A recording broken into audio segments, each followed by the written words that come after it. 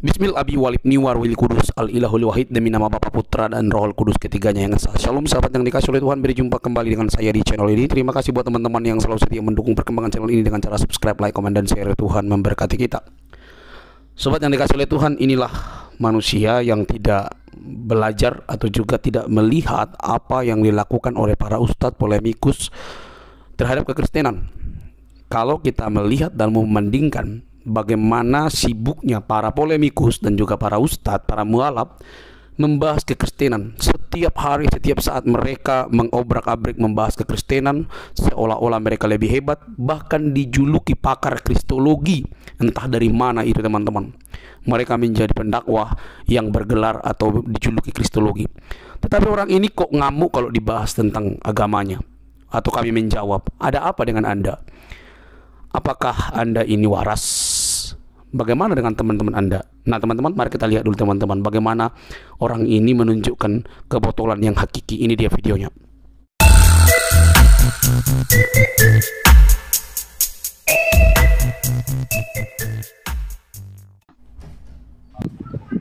Halo, selamat malam. Halo, lo stres ya, gila babi lo. Kamu Islam ya, bro? Lo stres ya? Enggak, kamu Islam ya, bro? Wah, stres lo. Pada iblis karena pada Itu agama lo, enggak, bro? lo tolol banget. Lo enak banget kalau deketin mutilasi. Keren banget, bro, bahasanya. Keren banget, bro. Aku tuh Goblok suka lu, loh yang tolol. kayak gitu, bro. Aku tuh suka banget, tau nggak kamu yang kayak bahasa-bahasanya kayak gitu, Biadab bro. lo anjing. Kenapa kamu marah-marah, bro? Kenapa turun, bro? Bro, jangan kejang-kejang dong, bro. RK santai loh dari tadi. Panas, kipas, sayang, kipas. Saya ada tenang, bro. Ada nggak yang lebih gila dari itu? Please dong, naikin yang lebih gila dari itu. Gue pingin nih yang gila-gila kayak gitu. Gue pingin nih. Gue baik-baik aja, silakan. Please dong yang gila-gila kayak gitu. Gue butuh yang gila-gila kayak gitu. Silakan. Yayan, silakan Yayan. 1,4K kita kencangkan tetap layarnya. Jangan lupa laporan sebagian. Halo, selamat malam Bang RK. Oh, selamat malam Mas Yayan, Islam Kristen. Aku ini ada sebuah pertanyaan ini Bang Apakah RK. Islam atau Kristen? Saya Islam Bang. Bisa buka kameranya Mas Yayan supaya kita kayak saudara ya. Bang, gelap. Kenapa selalu berada di dalam kegelapan? Senang sekali berada dalam kegelapan, Bang. Ini gelap Bang. Silakan. Oke, kayak gitu. Dekatin mukanya. Oke, silakan, Mas Yayan. Ada yang mau ditanyakan dalam kegelapan itu? Silakan. Ini saya mau bertanya tentang apa ya? Apa? Tentang sebuah ketuhanan ini ya Bang ya. Iya. Gimana? Kamu bertanyalah dalam kegelapan situ sekarang. Silakan. Oke. Biar Abang lah nanti yang bisa menerangi. Bukan saya. Oh, bisa. Saya bisa. Karena saya bisa menjadi garam dunia dan terang dunia. Saya bisa menjadi garam dunia. Silakan. Iya Bang. Silakan. Manusia yang pertama yang ada dalam muka bumi ini siapa Bang? Abang tanya namanya atau Manusia yang ada dalam muka bumi ini siapa? manusia pertama yang ada di muka bumi ini? Ya, saya bilang manusia. Iya. Saya bilang manusia. Iya, manusia itu kan pasti kalau pertama diturunkan itu pasti kan ada namanya, itu siapa? Masalahnya, manusia yang turun pertama di muka bumi ini tidak ada nama, Bang. Iya, dia adalah pertama. Ngerti nggak? Terus Ini saya main logika dan filsafat dengan engkau agar kau mengerti. Jadi ketika kau tanya siapa namanya, saya bilang tidak ada namanya. kok bisa Bang? Ketika kau bilang siapa manusia pertama di bumi, pertama. Iya pertama itu, dan yang menurunkan manusia yang pertama itu siapa? Kamu ngerti nggak ini ya? Ya. Saya harus tunjukkan karena kamu Thomas lebih dari Thomas. Oke. Kamu tanya siapa nama manusia pertama? Saya bilang pertama. Oke. Oke. Nah, siapa manusia pertama yang ada di bumi yang diciptakan? Saya bilang si pertama.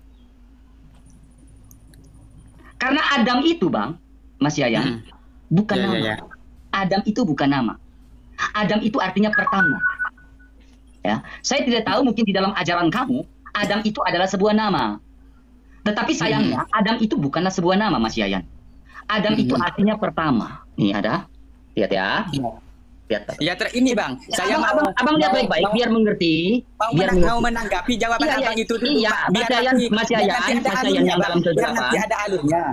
Iya, Mas Yayan yang dalam Saya kegelapan. menanggapi Astagfirullahaladzim. Ya Allah, istighfar bang. Perhatikan di sini biar kau memahami dengan baik bang. Ya, Bang Iya, RK halus di dalam itu diskusi. berdiskusi itu ganti-gantian ya bang, biar jelas. Iya, gitu. iya, Bang RK lagi halus dalam diskusi. Nanti kalau Bang RK ngegas, kau kejang-kejang nanti. Ya. Oh, santai lah bang, kalau sama aku. Ya, fokus di sini bang. Fokus. Matamu lihat di sini, lihat di layar. Oke, siap. Secara harafiah, Adam. Ini bang, abang lihat ini. Ini huruf Ibrani bang. Itu guru abang tak Google gak bang ya? Abang perhatikan dulu baik-baik, diperhatikan baik-baik. Perhatikan baik-baik. Ini Alef, Dalet, Mem, Hei. Alef, Dalet, Mem, Hei. Oke. Nah, ini Adam. Adam ini secara harafiah artinya apa? Pertama, bang. Betul. Oke. Jadi Adam itu bukanlah sebuah nama. Makanya ketika abang bertanya kepada saya, abang bertanya kepada Bang Erka, siapa nama manusia pertama? Saya bilang bukan nama, tapi saya bilang pertama. Siapa orang yang ada? Siapa yang diciptakan? Saya bilang si pertama itu yang diciptakan. Karena si pertama itu di dalam bahasa Ibrani namanya Adam. Bukan nama itu sebenarnya. Saya tahu kalau di iman kamu namanya Adam, tapi itu bukan nama. Ya. Kalau di agama aku itu kan terkenal itu namanya Adam, tapi kalau di agama abang itu kan nama. itu bukan Adam nama kan, itu yang pertama gitu kan bang. Ya. Jadi gini bang, ketika Allah Subhanahu Wa Taala, ya, coba kita saling mendengarkan ya. Ketika Allah Subhanahu Wa Taala menuliskan di dalam Al-Quran bahwa Adam itu adalah sebuah nama, nyatanya kalau kita melihat secara harafiah di dalam bahasa Ibrani, Adam itu bukan sebuah nama. Apakah ini pertanyaan bukan menyimpulkan? Apakah Allah tidak salah mengatakan bahwa Adam itu sebuah nama? Ngerti tak? Iya, terus bang, terus. Pertanyaan saya ke Mas Yayan, apakah Allah tidak salah ketika menyatakan bahwa Adam itu sebuah nama? Sementara secara harafiah dalam bahasa Ibrani, Adam itu bukan nama. Apakah Allah tidak salah mengatakan bahwa Adam itu adalah nama di dalam Al-Quran?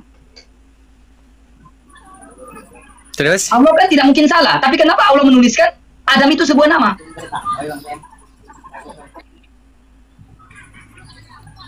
Itu tentang pemikiran abang kan, yang bertanya Bukan tentang abang, dalam pikiran abang itu bertanya-tanya, itu harus dijawab oleh abang sendiri.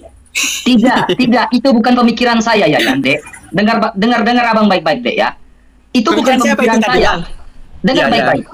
Adam itu bukan sebuah nama, Yayan. Ya, tapi kalau Allah di dalam Al-Quran mengatakan Adam itu nama, secara harafiah Adam bukan nama. Berarti apakah Allah salah atau tidak dengan membuat statement bahwa Adam sebuah nama? Ya tidak, Allah salah atau Allah tidak salah mengatakan Adam itu nama. Tapi secara harafiah Adam bukan nama.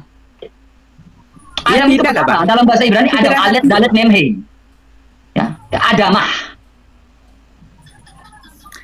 Itu kan menurut secara harfiah itu Adam itu bukan nama bang, tapi menurut dalam agama saya, dalam keyakinan saya, Adam itu adalah nama bang. Lebih pintar orang Ibrani atau lebih pintar orang Arab dalam berbicara harafiah. Secara etimologi nama Adam itu lebih pintar orang Ibrani atau lebih pintar orang Arab?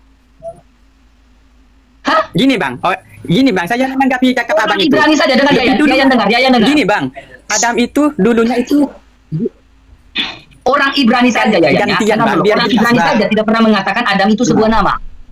Orang Ibrani saja tidak pernah mengatakan bahwa Adam itu nama. Tapi kenapa di Arab mengatakan Adam itu nama?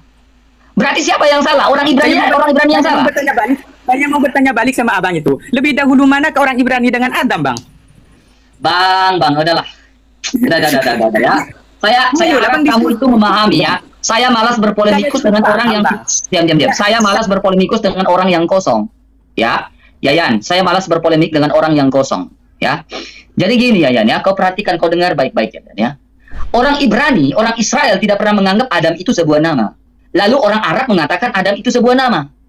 Jadi yang benar orang Israel yang memahami bahasanya atau orang Arab, karena Al-Quran sudah membuat statement dengan mengatakan itu adalah firman Allah. Jadi yang salah orang Ibrani atau siapa? Ya, jadi saya malas berpolemik ya. Silakan Maisean, kamu belajar lagi dan turun ya. Ya, saya harap kalian 2,1 orang ini dapat mengerti dengan baik yang Bang Irka jelaskan tadi ya. Jadi yang salah siapa? Halo, selamat malam Bang Joseph. Salve. Salve Bang RK, selamat malam, selamat bertemu kembali, selamat hari Minggu Bang RK, Tuhan Yesus berkati selalu. Ya, lanjut Bang RK. Siap. Malam ini saya ingin menunggu teman-teman yang dari Islam untuk naik dan berdiskusi ya. Bagi yang merasa ya berbeban berat ya, Yesus Kristus berkata ya, marilah kepadaku semua yang letih lesu dan berbeban berat, aku akan meringankan bebanmu, aku akan meredakan sakitmu. Tetapi sebelum aku meredakan sakitmu, kau silakan daftar dulu di meja 1, terus lanjut ke meja 2, lanjut ke meja 3. Silakan pasien. Aduh. Silakan. Ini Ustadz nih. Silakan Pak Ustadz, bisa buka kameranya Pak Ustadz. Halo, selamat malam. Halo, selamat malam. Halo, assalamualaikum. Ya, bisa buka kameranya Pak. Bisa ntar lagi, ntar dulu. Sekarang aja buka kameranya Pak. Siapa? Aku duduk bentar. Ya, duduklah Pak, jangan sambil berdiri Pak. Oke. Silakan Pak. Ada yang mau ditanggapin Pak? Berani bertanya, berani ditanya Pak. Silakan Pak. Assalamualaikum warahmatullahi wabarakatuh. Ya, salve, salam. Saya mau bertanya masalah Isa Al-Masih. Oke, nice. Seorang Isa Al-Masih itu mempunyai ibu yang bernama Maryam. Oke. Yang mana Maryam tersebut diyakinin sama kaum Nasrani bahwasannya dia adalah Tuhan, disebut dengan Tuhan Ibu. Nah, maaf Pak, poin pertama Pak ya. Poin pertama, kami tidak mengenal namanya Nasrani. Kami tidak mengenal Nasrani. Kami Kristen, kami bukan Nasrani. Akan tetapi di sini keyakinan Dengar dulu Pak ya. Kami bukan Nasrani, jadi jangan pernah menyamakan bahwa kami itu disebut sebagai Nasrani. Kami Kristen, kami Katolik, kami bukan Nasrani. Nah, kalau pandangan Nasrani itu seperti itu, ya itu urusan orang Nasoro. Itu urusan mereka, bukan urusan kami. Nah, kemudian kamu mengatakan Anda bertanya tentang lebih tepatnya bukan Tuan. Kalau dalam bahasa daerah orang Flores namanya Tuan Ma. ya. Tuan Ma. Ya, Tuan Ma itu bisa dikatakan sebagai Bunda Allah. Bunda Allah. Ya. Bagaimana? Apa yang Anda ingin tanyakan terkait dengan Bunda Allah? Nah, kalau secara logis Tuhan itu tidak bisa berjumlah banyak. Contoh seperti yang diyakinin sama kalian, Tuhan itu ada 3. Yes, Tuhan kami itu siapa-siapa? Tiga pribadi. Yang kedua Tuhan Ma, yang ketiga Tuhan. Salah, itu pandangan itu gini Pak. Ketika Anda berpandangan seperti itu, berarti Anda mengutip di dalam Al-Quran Anda. Ya, kekristenan tidak pernah berbicara tentang Tritunggal itu Bapa, Bunda Maria dan juga Yesus Kristus. Nah, pandangan Anda, saya tidak tahu apakah Anda ambil di dalam Al-Quran. Saya selama pelajarin tentang masalah. Saya menanyakan Anda mengambil data itu dari Al-Quran atau dari mana? Dari Al-Quran. Oke, maaf Pak ya, saya tegas mengatakan data yang Al-Quran bawakan itu Pak ya, maaf ya, berdasarkan fakta yang saya baca, ada sebuah ajaran pada abad yang ke-4 ya, 3 sampai 4, itu ajaran namanya Koliridianisme. Ya, pandangan Koliridianisme itu sama seperti yang Bapak katakan, dan itu sudah dikutuk oleh bapak-bapak gereja kami, gereja Katolik. Ya, ketika Bapak mengatakan Tritunggal itu adalah Bapa, Bunda Maria dan juga Yesus Kristus, itu di abad ke-3 sampai ke abad 4 itu sudah dikutuk oleh bapak-bapak gereja karena ajaran ini adalah ajaran Koliridianisme. Kenapa? Saya potong. Kenapa bisa dikutuk? Sedangkan mereka itu Yes, dikutuk. Mengapa dikutuk? Karena Tritunggal itu tidak berbicara. Makanya saya dengar dulu. Karena Tritunggal itu tidak pernah berbicara tentang Bapa, Bunda Maria dan juga Yesus, bukan. Tritunggal itu berbicara tentang Bapa, Putra dan juga Roh Kudus. Berarti pandangan Anda yang Anda bawakan itu berdasarkan pandangan sesat di abad ke-3 sampai abad ke-4, yaitu ajaran pandangan Koliridianisme. Pandangan sesat. Ya. Kemudian Pak ya. Poin berikutnya Pak, di dalam sebuah filsafat gereja Katolik, kita kenal dengan namanya latria dan juga dulia. Latria-nya orang Katolik di dalam setiap tata perayaan Ekaristi itu berbicara tentang latria penyembahan kepada Tritunggal Maha Kudus, yaitu Bapa, Putra dan Roh Kudus. Ya. Latria kami tidak pernah, filsafat kami, latria kami tidak pernah berbicara tentang Bapa, Bunda Maria dan juga Yesus. Tidak, itu salah. Karena itu ajaran Koliridianisme. Seperti itu. Jadi ketika tuduhan Pak Ustadz seperti itu, berarti tuduhan Pak Ustadz itu salah, karena tuduhan Pak Ustadz itu berdasarkan penyesat di abad ke-3 sampai 4, yaitu Koliridianisme. Saya tidak tahu apakah Al-Quran, maaf. Saya tanya Bapak ya. Apakah Al-Quran mengutip ajaran Qolir Jazir? Setahu saya mengutip masalah politik. Berarti Al-Quran mengutip ajaran sesat ya. Sorry saya ikutan ya. Bahkan. Aduh, kaifa haluk ya akhi. Kalian semua bahwasanya Saya tanya dulu Bang Muhajir, saya ikutan nimbrung jadinya kaifa haluk ya akhi. alhamdulillah. Alhamdulillah bi khair, alhamdulillah su'al bi khair. Ya, jadi begini mengenai masalah Tuhan Bapa, Tuhan Ibu, Tuhan Anak, saya tahu dalil Anda. Surah Al-Maidah 73. Laqad kafara allazina qalu innallaha thalithu thalatha. Betul tidak? Sungguh telah kafir orang yang mengatakan Allah tiga dari yang tiga. Wah, sayang sekali ya. Salah ini Allah menyerangnya. Masalah begini. Agak mantul ya. Dari siapa nih? Atau dari saya, jangan-jangan sebentar Bang RK. Saya turun dulu ya, sebentar. Sebentar, Muhajir jangan berbicara dulu. Nanti saya takut nggak dengar bentar. Tunggu saya bentar. Saya turun dulu. Doubling soalnya. Doublingnya sabar ya. Sabar ya Bang ya. Pak Ustadz santai, tenang dulu di sini Pak Ustadz. Ya. Ya. Tadi kalau berbicara tentang Bunda Allah, saya sudah punya siapkan data juga. Ini kisah para nabi ya. Tapi nanti dengan Yosef dulu. Tentang data-data masalah apa namanya keyakinan kalian. Siap, saya siap. Kalau mau berdiskusi panjang, saya siap. Ya. Kami siap. Oke, saya sudah kembali. Semoga ini tidak doubling ya. Oke, mantap. Wal ibn warahil qudus alillahi wahid. Coba kita on cam kembali ya, supaya kita sama-sama on cam biar enak. Bentar. Bentar ya, saya on cam dulu. Oke, lanjut. Kita lanjutkan tadi ya. Berbicara bentar ya. Saya mau memotong tentang kalian tadi udah berbicara masalah Tuhan. Yang saya meyakinan bahwasannya kami pelajari tentang Al-Quran mengkafirkan tentang 3 Tuhan. Itu kenapa? Ada sebab. Kalau memang Anda pengen daripada masalah secara logika, gini, Tuhan satu aja udah cukup sebenarnya. Apalagi Tuhan ada 3. Kalau seandainya 3, ini Tuhan ini dia pengen menuruni masalah hujan misal, atau menurunkan tentang rezeki. Sedangkan Tuhan satu ini tidak mau menurunkan rezeki. Ini kan bertentangan. Tuhan mereka itu bertentangan. Logika Anda tuh dari mana ya, Ustadz? Ini Anda Ustadz ini kalau saya boleh tahu background pendidikannya dari mana, pondok pesantren mana? Saya bisa nanti cross check. Ini kenapa bisa memahami? Kenapa? Saya keluaran dari Yaman. Keluaran dari Yaman, lulusan dari Yaman, dari apa? Dari Al-Ahqaf University. Al-Ahqaf University. Kenapa Al-Ahqaf University bisa meloloskan orang seperti Anda yang salah paham tentang kekristenan? Orang Kristen tidak menyembah banyak Tuhan sehingga Tuhan itu bertentangan logikanya. Itu namanya dari dalil Muhammad Hijab. Muhammad Hijab itu sudah dijebang sama banyak apologet Kristen luar sana. Jadi gini Pak, Tuhan kami satu Esa. 1 Timotius 2 ayat 5. Berbicara pakai dalil ya. Istadillah qabla an ta'takid. Ketika kamu meyakini sesuatu tanpa ada dalil, maka kamu sesat. Ini kata siapa? Kata Syekh Shalih bin Utsaimin. Bukan kata saya, bukan kata Otan, bukan kata Yesus. Kata ulamamu. Kenapa saya kutip ulama? Al-ulama warasatul anbiya, ulama pewaris para nabi. Oke, jadi kalau kamu orang Islam representatif di sini, kamu lulusan dari Yaman, tetapi kamu tidak memahami bagaimana konsep kekristenan, maka kamu itu salah, sesat lagi dibilangnya. Jadi saya bilang sekali lagi tegas, kekristenan menyembah Allah yang esa, 1 Timotius 2 ayat 5. Sebab Allah itu esa dan esa pula perantara antara Allah dengan manusia, itu manusia Kristus Yesus. Dan tadi logika Anda, Tuhan satu aja udah cukup, kenapa Tuhan ada 3? Nggak ada yang Tuhannya 3. Tadi saya sudah kutip pakai ayat 1 Timotius 2 ayat 5. Sebab Allah itu esa dan esa pula perantara antara Allah dengan manusia dan manusia itu adalah manusia itu adalah Kristus Yesus. Jadi artinya bahwa ketika berbicara mengenai tadi konsep Anda bilang nanti kalau misalkan Tuhan yang satu menurunkan hujan, Tuhan yang kedua enggak. Yohanes 5 ayat 19 jawaban dari Tuhan kita Yesus Kristus sudah menjawab. Sebab apa yang dikerjakan anak dikerjakan juga oleh Bapa.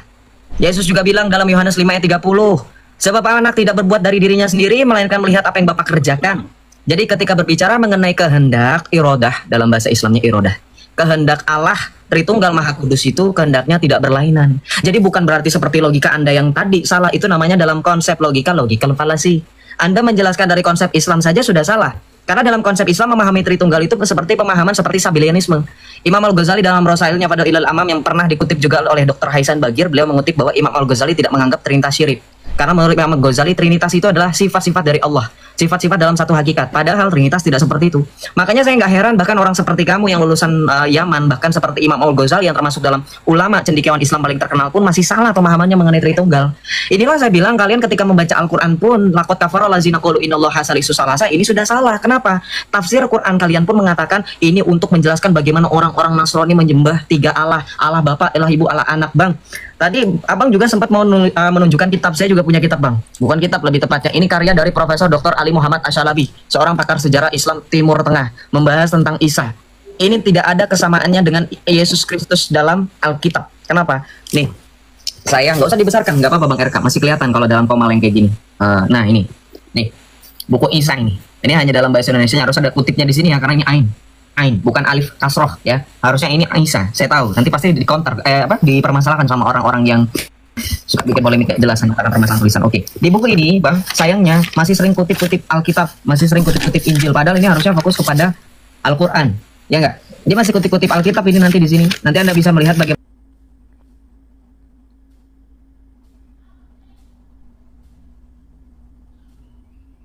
mereka mengutip Injil untuk membenarkan narasi Anda. Tapi nggak apa-apa. Saya maklumi, namanya juga Islam, ya nggak? Nah, tapi masalah tentang Bunda Maria kenapa bisa dikutuk, Bang? Jangan pertanyakan otoritas gereja Katolik. Otoritas gereja Katolik itu diberikan oleh Tuhan Yesus kepada Rasul Petrus dalam Matius 16 ayat 18. Kalau dalam Islam, otoritasnya kurang jelas, benar nggak? Saya bisa bilang seperti ini, kenapa? Ya, Anda menganggap karena memang menyetujui. Jadi dalam Islam saya ambil contoh begini, misal ada dalil, saya ambil contoh ini dalam tadi, Anda kan mempermasalahkan kenapa kolonialisme yang tadi Abang RK kutip itu kok bisa dikutuk, padahal gini-gini Anda memprotes tadi. Dalam Islam pun ada namanya dalil, nabimu pernah bersabda, kullu bid'atin dolalah wa kullu dolalatin finnar. Ini hadis paling kontroversial, karena apa? Karena seperti kita tahu, Islam ini kan terbagi menjadi 73 aliran golongan, termasuk yang paling umum, paling mainstream di Indonesia itu terbagi menjadi dua. Ini saya bilang paling umum, paling mainstream. Kenapa? Saya nggak anggap Syiah, karena pasti bagi sebagian besar orang Islam, Syiah bukan termasuk dalam Islam. Walaupun faktanya Syiah itu berkontribusi bagi Islam ya, tapi ya udahlah, kita hormati bagaimana mereka memandang Syiah. Saya ambil dua aja. Sunni, Ahlussunnah wal Jamaah, Asy'ariyah wal Maturidi. Dan kemudian ada Salafi. Ini yang sering dituduh sebagai Wahabi. Salafi ini sebenarnya juga agak rancu karena penggunaan kata konsep Salafi ini mereka kutip seolah-olah mereka itu benar-benar salafus solih. Padahal Ibnu Taimiyah juga ditentang oleh ulama Ahlussunnah wal Jamaah. Tapi nggak apa-apa. Sekali lagi saya respect, itu bagian dari perbedaan ikhtilaf dalam Islam yang sampai dengan kiamat itu tetap berbeda. Nah, konsep tadi karena kalian tidak mempunyai otoritas ini, maka kalian saling melemparkan tuduhan kullu bid'atin dolalah wa kullu dolalatin finnar. Inilah konsep ketika kalian berbicara mengenai konsep kutuk mengutuk seperti dalam konsili gereja itu tidak dapat terjadi di sisi kalian. Karena di sisi Islam otoritas ini nggak ada. Otoritas ini enggak. Nabi kalian setelah wafat itu tidak menjelaskan tentang keberlanjutan ajarannya. Sementara Tuhan Yesus jauh sebelum dia disalibkan, dia telah memberikan otoritasnya kepada Rasul Petrus. Matius 16 ayat 18. Saya putusin. Ya, silakan. Nabi Isa sudah diangkat ke atas, terus dia mau fokus ke otoritas.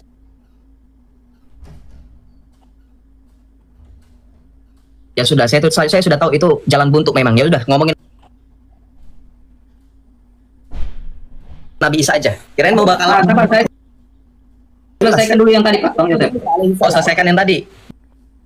Bang, selesaikan otoritas. Pak Ustaz, saya selesaikan dulu. Oke. Islam ada di abad keberapa, Pak Ustaz? Islam tidak ada Islam ketika Nabi Muhammad diutus. ya abad keberapa?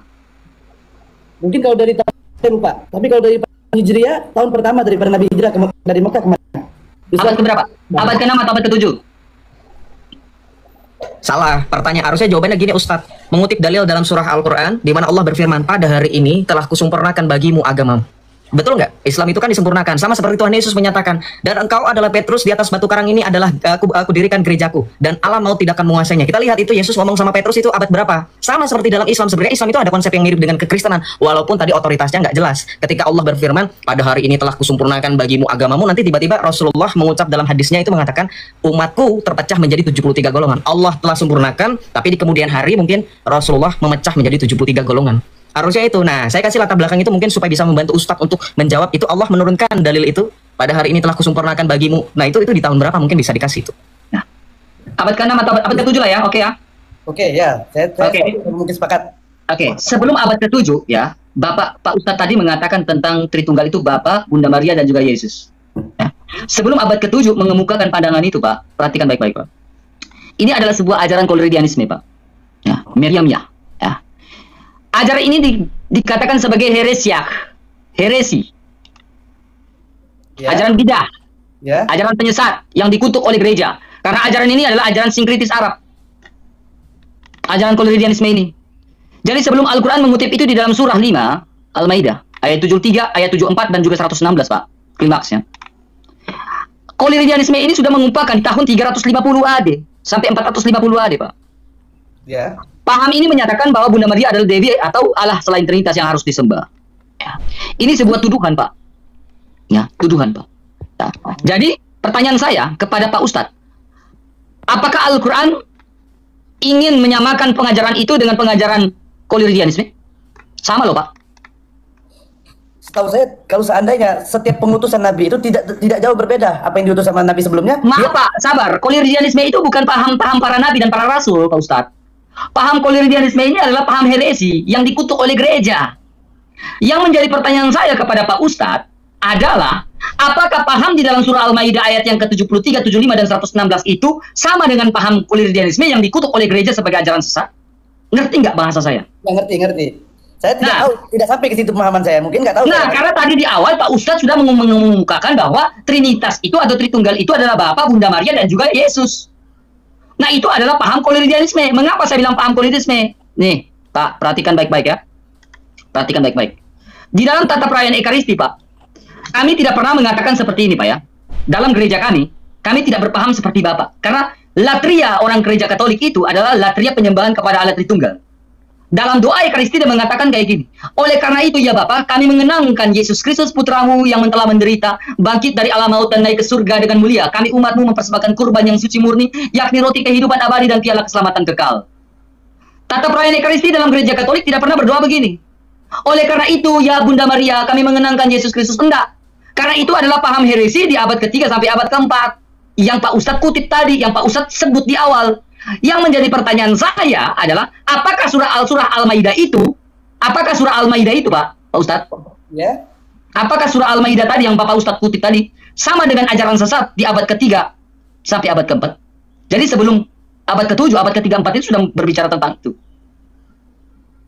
Apakah Al-Quran sepakat dengan ajaran sesat di abad ke-3 dan abad ke-4? Saya tidak paham tentang masalah itu. Wah, katanya kuliah di Yaman, Pak. Ya, Gimana sih, Pak? Mata kalah dengan kita yang kuliah di Indonesia, Pak.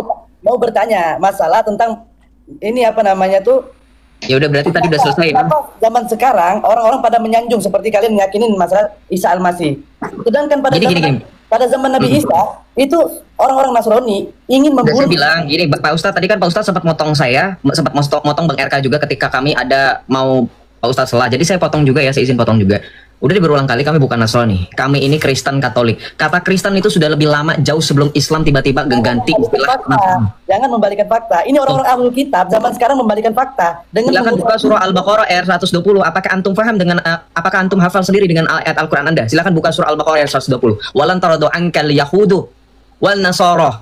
Tidak akan senang sampai orang-orang Yahudi dan orang Nasrani mengikuti jalanmu, jalan mereka. Sekarang pertanyaan saya, once again.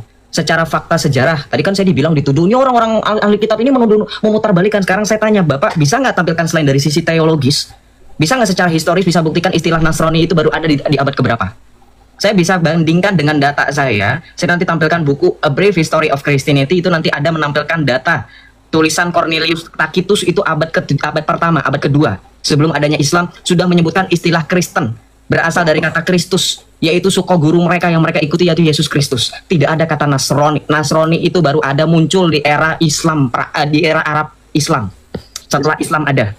Jadi Anda jangan nuduh kami orang ahli. Kalian itu datang abad ke-7. Kalian salah pemahaman, itu kalian menutupin daripada kebenaran. Oh silakan Pak, tampilkan datanya Pak Ustadz seperti yang tadi saya sudah sebutkan. Silakan. Kitab zaman sekarang itu sudah dianggap salah semua dengan pemahaman mereka karena mereka mengubah isi daripada Injil. Kita mengubah isi dari Injil. Apakah kami punya dalil nasakh wal mansuh seperti apa yang Anda kutip dalam Al-Baqarah sehingga Allah Anda bisa membatalkan dan mengganti ayat atau mengganti hukum seperti apa yang ulama Anda lakukan? Dalil nasakh wal mansuh itu batal dan ganti. Itu berbeda. Jangan tuduh kami. Oke Pak Ustadz, saya mau diskusi akademis, jangan hanya framing. Sekarang kita fokus masalah. Injil. Sekarang, ya itu hanya bisa framing kosong, jadi saya nggak anggap itu serius. Kalau mengubah-ubah Ustadz bisa tunjukkan, silahkan. Nggak apa-apa, Bang RK saya rasa dengan senang hati akan. Anda semuanya ada berapa? Tentang masalah 73 kitab. 73 kitab. 73 kitab. Yang paling mendekatin kebenaran itu ada Injil apa? Semuanya benar karena itu benar, Pak. Karena yang mendekatin suatu kebenaran cuma satu dianggap daripada kami. Kami Islam cuma satu mendekatin kebenaran di dalam Injil itu cuma Injil Barnabas. Astagfirullahaladzim, lulusan Yaman begini, lulusan Yaman, Masya Allah. Pak Ustadz saya tanya Injil Barnabas ada di abad keberapa? Itu Injil Barnabas, itu Injil yang pertama. Kamu ditanya Ustadz, Injil Barnabas ada di abad keberapa? Ketika Nabi Isa diutus dan menurut saya tanya Injil Barnabas ada di abad keberapa? Itu Bang Joseph tanya. Saya cuma mempelajari. Kamu kuliah di Yaman gak ada gunanya Ustadz, gak ada gunanya kau kuliah di Yaman Ustadz. Ini serius kamu nol bagi saya. Bagi kami di sini kamu nol bulat, gak ada ilmunya kau Pak. Jangan. Jadi apa yang tadi kau bilang ilmu dari Yaman ini? Iya, gak apa-apa. Angin punya KTP. Ini jangan menutupin suatu kebenaran. Kebenaran apa yang kau sampaikan dari tadi? Tidak ada kebenaran yang kau sampaikan dari tadi. Bahkan pertanyaan saya aja kau tidak bisa jawab. Tentang Injil saya sampaikan. Oke, sekarang saya tanya kamu. Kamu kenal namanya kitab Panarion nggak? Nggak tahu saya, nggak pernah nama. Lu akon. Kitab Penarion di pasal 78 ayat 13 itu berbicara tentang yang kau bicarakan tadi. Bahwa Tritunggal itu Bapa, Bunda Maria dan juga Yesus. Itu adalah dari kitab dari mana? Itu berbicara sebelum itu seorang tokoh gereja, ya seorang penulis namanya Epifanius ya menuliskan bahwa beberapa dari wanita Arabia itu telah memperkenalkan pengajaran yang tak masuk akal, bahkan makanya dikutuk oleh gereja. Bukannya kalian yang tidak masuk di akal dan mengajarkan menutupin kebenaran Nabi Isa itu lahir. Aduh, dan saya fokus saja Bang RK, nggak apa-apa. Ini karena saya dulu mantan Islam, Ustadz harus jujur ya. Ini Injil Barnabas, Bang. Injil Barnabas ini baru ada di abad 15. Ini sudah basi. Kenapa Injil Barnabas tidak? Injil Barnabas itu ditulis dalam bahasa Itali. Nih, oleh polisi Turki. Pertanyaan saya, emang zamannya Yesus sudah ada bahasa Itali? Bang, come on, jangan bahas sesuatu yang sudah basi. Sekarang kita bahas masalah menutupin kebenaran orang-orang. Oke, kau dan tadi menutup kebenaran, tapi datanya nggak ada. Iya, sekarang saya boleh fokus nggak? Tentang Injil. Aduh, Ustadz jangan kejam-kejam. Ustadz jangan kejam-kejam. Ustadz, saya mau tanya dulu, Ustadz Islam akidahnya apa, Ustadz? Ustadz Islam akidahnya apa? Maturidi, Ahlussunnah wal Jamaah Maturidi. Iya. Kita bahas ketuhanan boleh? Saya boleh bertanya mengenai Islam boleh? Silakan, dengan senang hati saya menerima. Oke, saya mau tanya Ustadz ya. Saya mau tanya Ustadz, kalau misalkan dalam Islam konsep ketuhanan itu dalam pemahamannya Maturidi apakah sama dengan Abul Hasan Al-Asy'ari? Sama dalam hal apa? Boleh dispesifikan? Tentang wujud, sifatnya Allah. Wujud sifatnya Allah. Berarti sifatnya Allah ada berapa?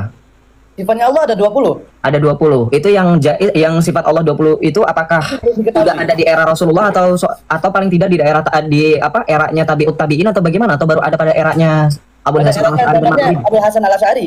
Oh, baru ada di eranya Abul Hasan Al-Asy'ari. Iya. Abul Hasan Al-Asy'ari itu lahir tahun berapa, Ustadz? Tahu nggak? Abul Hasan Al-Asy'ari tahun pada 22 setelah Hijriah. 22 setelah Hijriah, kalau dikonversikan ke tahun Masehi itu kapan? Hitung sendiri itu nggak tahu saya. Dia lemah matematika, bodoh dia matematika, guys. Itu pun salah, bukan 22 tahun Hijriah, salah sekali. Abul Hasan Al-Asy'ari itu di tahun 830 Masehi lahir. Sekarang pertanyaan saya, 830 Masehi dikurang 22 tahun Hijriah berarti 700 sekian. Pertanyaan saya sekali lagi, tahun Hijriah pertama kali pada saat Rasulullah itu dilahirkan atau pada saat kapan? Setahu saya tahun Hijriah itu tahun 600 sekian. Setelah 619 dari Mekah ke Madinah itu dihitung dengan tahun pertama daripada Hijriah. Ya, jadi itu tahun 620 Masehi, setahu saya. Ya. 620 Masehi kan? Nah, 620 Masehi. Anda bilang tadi Abul Hasan Al-Asy'ari lahir tahun 22 Hijriah. Berarti 22 tahun ditambahin berarti nggak mungkin 640 Masehi. Nggak mungkin. Abul Hasan Al-Asy'ari lahir. Mana dalilnya kalau seandainya Abu Hasan? Mana dalilnya? Oke. Saya tampilkan kitabnya ya. Saya tampilkan kitabnya. Pak Ustadz, siapkan kalkulator di situ, Pak Ustadz. Tidak harus merendahkan seseorang ya. Beretika. Siapkan dulu kalkulator. Kalkulator mana? Mana kalkulator? Kita harus beretika. Jangan tidak ada Dari etika. tadi kita beretika. Siapkan kalkulator biar tidak malu, Pak. Kamu aja nggak malu pakai kopiah ya? Oh, ngapain saya nggak malu, Pak? Saya nggak malu, ngapain saya malu? Nggak usah bahas kopi ya. Nggak usah lihat di bawah, lihat di bawah. Fokus. Nih, kenal nggak dengan kitab ini? Kenal nggak dengan kitab ini? Kenal nggak dengan kitab ini, Ustadz? Bisa bahasa Arab ya dong ya harusnya. Apa kurang jelas tuh? Oh bisa, jelas sekali ini harusnya. Al-Lumu'. Sorry, maaf. Kitab apa? Al-Lama'u. Alamau. Aduh, ini lulusan Yaman apa beneran sih? Salah. Aluma. Ini padahal udah ada harokatnya. Masya Allah. Udah ada bacaannya, tanda baca. Anda baca Alamau. Ini beneran gak sih antum lulusan Yaman? Saya ragu nih, mulai ragu nih. Ini Aluma. Mana ada kitab Alamau? Kalau ini Ustadz, ini kitab apa? Ibana. Nah, kalau ini benar. Ini Aluma ya. Oke, kitab Aluma di sini kita lihat biografinya di sini. Tadi kan sempat saya sudah tampilkan kitab biografinya di sini. Nih, kita baca di sini. Abu Al-Hasan Al-Asy'ari lahir tahun berapa Bang RK dan teman-teman? 874. Sekarang saya tanya. Dikurang 22 tahun.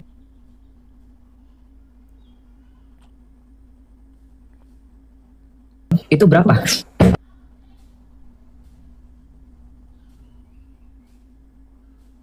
Siapa nih pengarangnya? Saya tidak tahu itu apakah dia Sunni Salafiyah atau dia dari Wahabi atau dia Ya, takut ya Ustadz. Udah diem dulu Ustadz. Saya mau tampilkan ini. Antum nggak usah bergetar. Udah. Antum di sini udah salah, udah keliru banyak banget, fatal. Nggak tahu kapan Abul Hasan Al-Asy'ari lahir. Padahal antum pengikutnya. Ini Abul Hasan Al-Asy'ari lahir 150 tahun lah. Saya korting sedikit Bang RK, nggak apa-apa ya izinnya. 150 tahun setelah Rasulullah. 100 tahun setelah Rasulullah wafat. Ya, jadi bukan 22 tahun setelah Hijriah. Itu bukan. kitabnya itu Salafiyah. Kalau seandainya Sunni al Salafiyah saya terima itu. Apanya? Siapa? Apanya? Pengarang kitabnya itu siapa? Masya Allah Ustadz, kitab Al-Luma itu Anda pikir ditulis oleh siapa Ustadz? Kitab Al-Luma itu teman-teman ditulis oleh Abu Hasan Al-Asy'ari. Bukan ditulis oleh loh, Anda sendiri guru Anda menulis kitab ini nggak tahu. Masya Allah, tabarak Allah. Bahwasannya Abu Hasan Al-Asy'ari mengarang kitab itu. Iya, betul. Nih, kita lihat di sini ya. Kitab Al-Luma ini dikatakan apa nih? Kitab Al-Luma, baca. Pedoman Teologi Ahlus Sunnah wal Jamaah, ditulis 1100 tahun yang lalu. Ini diterjemahkan. Pertama kali diterjemahkan dalam bahasa Indonesia, dilengkapi teks Arab. Wah, Anda ketahuan banget ini. Ini yang nulis Imam Asy'ari. Tuh, Anda ketahuan nggak ngerti apa-apa. Iman Anda sendiri loh ya. Iman Anda sendiri loh, nggak tahu. Ya, nih judul kitab yang lengkapnya dalam bahasa Arab, kitab Al-Luma fi Arad ala ahli az-ziyah wa al-bidah. Nih, penulisnya siapa di sini kita lihat? Imam. Lanjutin ya, sudah. Oke, kita lanjut ya. Kita lanjut. Sekarang saya mau tanya berkenaan mengenai tadi kan sempat saya tanya tentang konsep ketuhanan. Berarti konsep ketuhanan antum itu berarti baru ada di tahun 900 Masehi ya? Baru ada 200 tahun setelah Rasulullah wafat ya? Sudah disusun sama para ulama. Akan tapi kami ketuhanan sudah tahu, sudah diturunin ketika Nabi Muhammad diutus. Oh, tapi 20 sifat itu tadi pertanyaan saya kan tadi belum terjawab juga sama Ustaz. 20 sifat tadi itu ada nggak di eranya Rasulullah atau eranya tabi'in jauh sebelum ada? Ada. Sudah ada. Oh, di mana dalilnya? Di Al-Quran. Oh, di mana Al-Quran mana? Surah berapa, ayat berapa? Surah apa, ayat berapa? Karena itu berbeda-beda. Ada di surah ini, ada di surah ini. Semua. Ya nggak apa-apa, sebutin aja. Satu juga nggak apa-apa. Saya tadi diminta dalilnya, saya langsung siap sedia, Ustaz. Mereka menyusun. Ya nggak apa-apa. Dalilnya di mana? Sebutin salah satu aja. Ada sifat mustahil, ada sifat jaiz. Ya, sebutin salah satu aja. Salah satu apa? Ya satu aja, saya minta satu dari sekian banyak itu. Saya tadi diminta mana dalilnya, saya langsung siap kok. Nih, siap. Wah, cari Google dulu ini. Lulusan Yaman ini, apa yang diharapkan? Masa lulusan Yaman pakai teknologi Yahudi, bro? Teknologi Yahudi itu kafir loh. Kamu pakai Google untuk mencari firman Allah, ya Allah turun juga dia. Sebenarnya yang kutip Al-Quran itu malah otak. Loncat deh. Luar aplikasi lalu dia swipe up itu. Biasa kayak gitu mereka. Keluar aplikasi TikTok ngopi, kelihatan di tampilan layar ngopi itu berarti dia keluar aplikasi terus nggak lama dia swipe up itu. Jadi langsung turun. Kita sapa dulu saudara kita nih ya.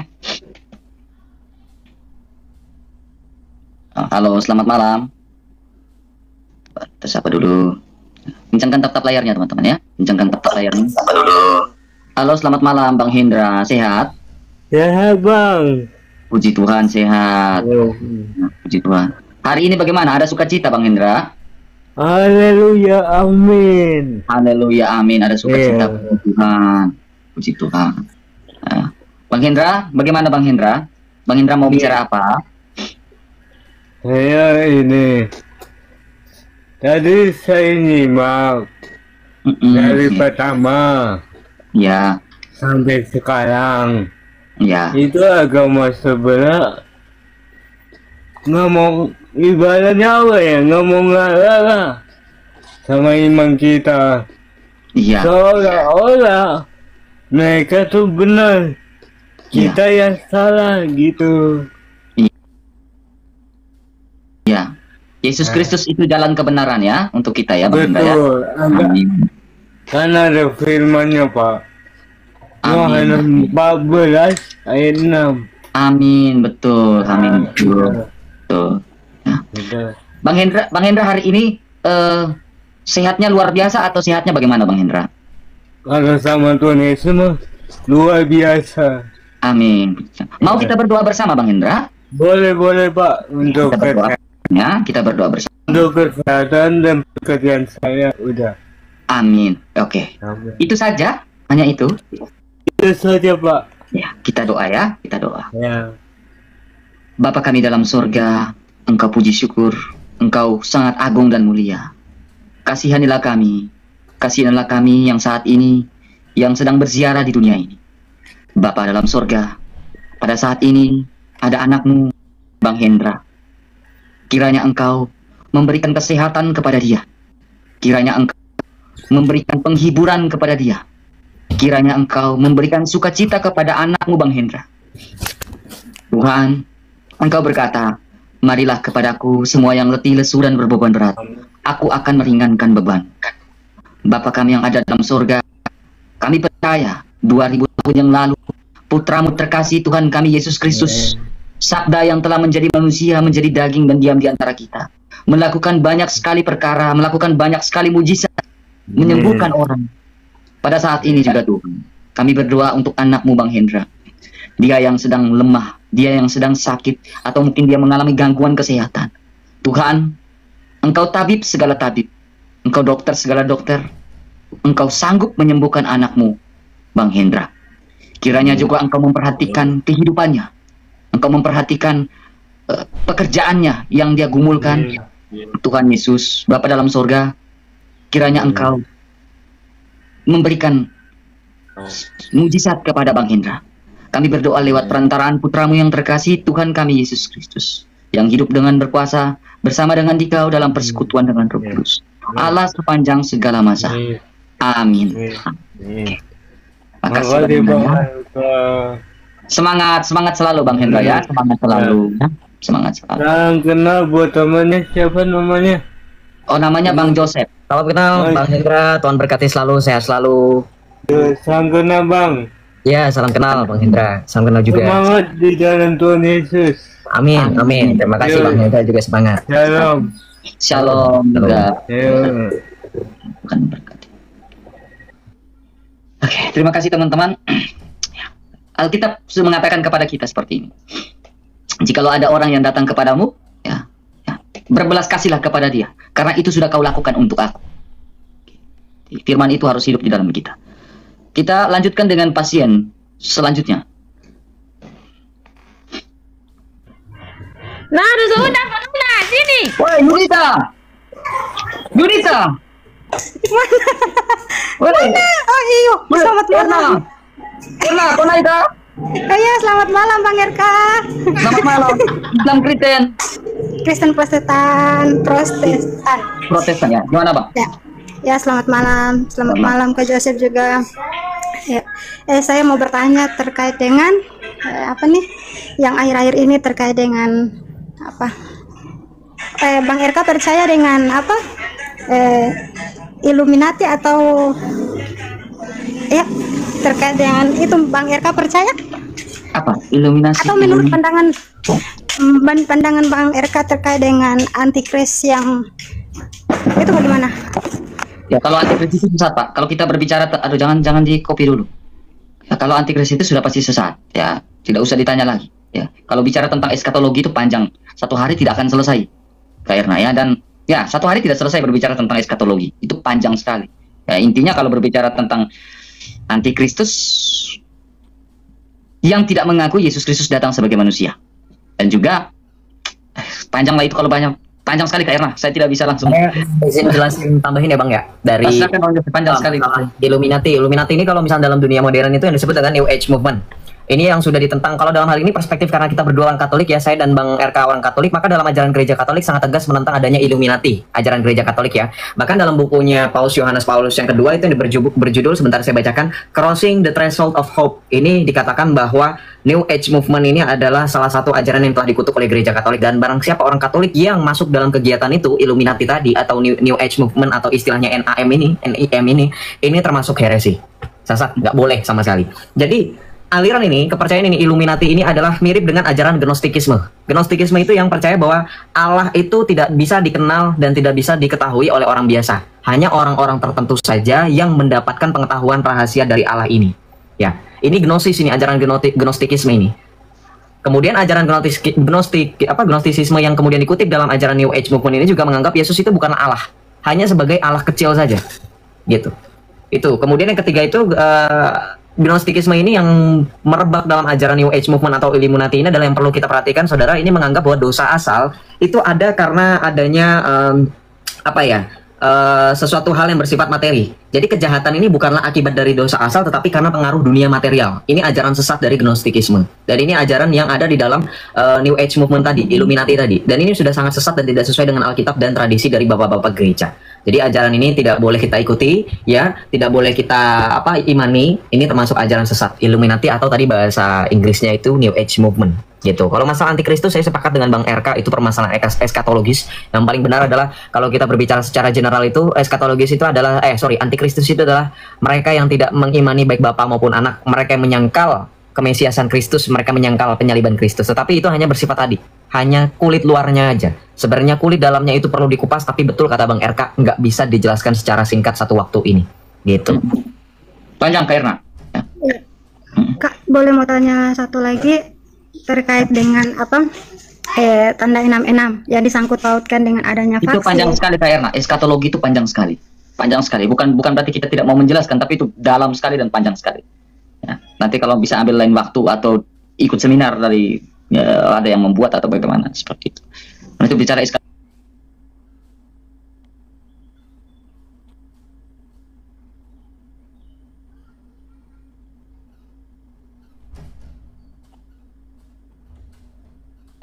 Itu tidak berguna lagi buat saya. Jadi banyak buku-buku saya. Jadi minta maaf. Saya tidak mau menafsirkan sesuatu yang terlalu banyak. Saya perlu belajar lagi tentang Katolik lebih dalam.